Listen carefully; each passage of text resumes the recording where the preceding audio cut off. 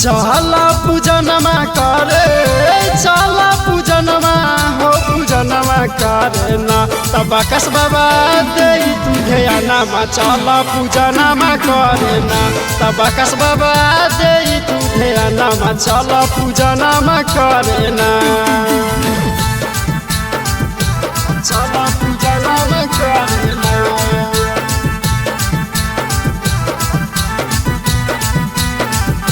Bakas marane nama chala jalama karna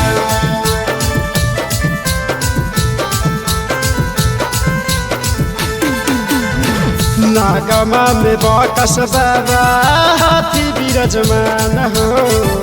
उनके कृपा से चलाई दुनिया जहान हो दुनिया जहान हो नागमा में बाकस बाबा हाथी विराजमान हो उनके कृपा से चलाई दुनिया जहान हो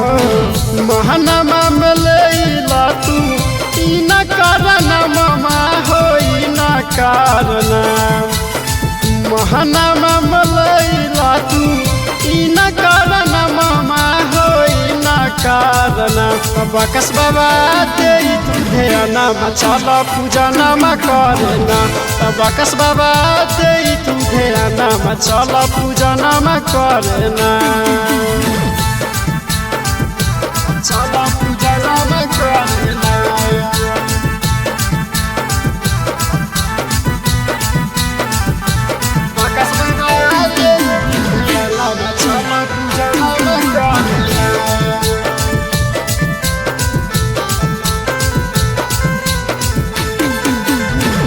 बाकस बाबा के जानो है जहान हो गाबो है बिकरल सुनी धाई के ध्यान हो बाकस बाबा के जानो है जहान हो गाबो है बिकरल सुनी धाई के ध्यान हो साहब और बिछु कर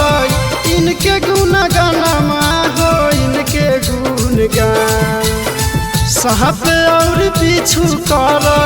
इनके गुण गानमा हो इनके गुण गान बकस बाबा दे तू ध्यानमा चला पूजनमा करना बकस बाबा दे तू ध्यानमा चला पूजनमा करना।